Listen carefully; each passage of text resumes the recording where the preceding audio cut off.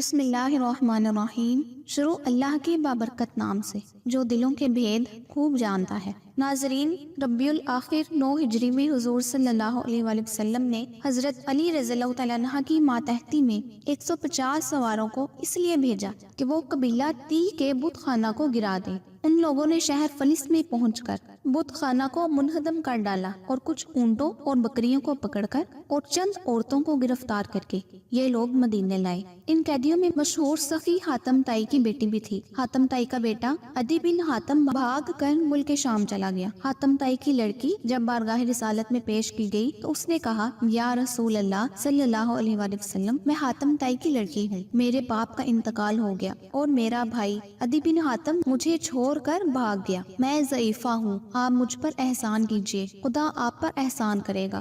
حضور صلی اللہ علیہ وآلہ وسلم نے اس کو چھوڑ دیا اور سفر کے لیے ایک اونٹ بھی عنایت فرمایا۔ یہ مسلمان ہو کر اپنے بھائی عدی بن حاتم کے پاس پہنچی اور اس کو حضور صلی اللہ علیہ وآلہ وسلم کے اخلاق نبوت سے آگاہ کیا اور رسول اللہ صلی اللہ علیہ وآلہ وسلم کی بہت زیادہ تعریف کی۔ عدی بن حاتم اپنی بہن کی زبانی حضور صلی اللہ علیہ وآلہ وسلم کے خلق عظیم اور عادات کریمہ کے حالات سن کر بے حد متاثر ہوئے اور بغیر کوئی امان طلب کیے ہوئے مدینہ حاضر ہو گئے۔ لوگوں نے بارگاہ نبوت میں یہ خبر دی کہ عدی بن حاتم آ گیا ہے۔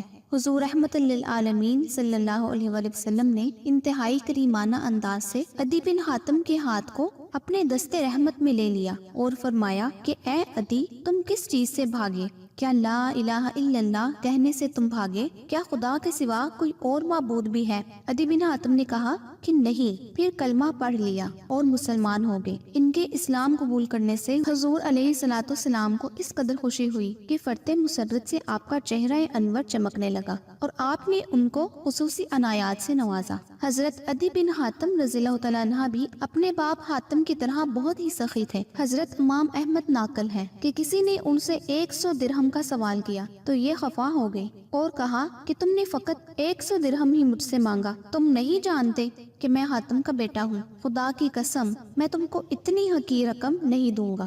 یہ بہت ہی عظیم صحابی ہے۔ خلافت صدیق اکبر میں جب بہت سے قبائل نے اپنی زکوٰۃ روک دی اور بہت سے مرتد ہو گئے، یہ اس دور میں بھی پہاڑ کی طرح اسلام پر ثابت قدم رہے اور اپنی قوم کی زکوٰۃ لا کر بارگاہ خلافت میں پیش کی اور عراق کی فتوحات اور دوسرے اسلامی جہادوں میں مجاہد کی حیثیت سے شریک ہوئے اور 8 ہجری میں 120 برس کی عمر پا کر وصال فرمایا اور صحاح ستہ کی ہر کتاب میں آپ رضی اللہ تعالیٰ عنہ کی روایت کردہ حدیث سے مذکور ہے۔ امید کرتی ہوں کہ میری یہ ویڈیو آپ کو بہت پسند آئی ہوگی۔ ایسی ہی اسلامی ویڈیوز کے لیے دیکھتے رہیے دا اسپرچوئل اسپاٹ۔ اگلی ویڈیو تک کے لیے مجھے اجازت دیجیے۔ اللہ آپ سب کا حامی و ناصر ہو، آمین یا رب العالمین۔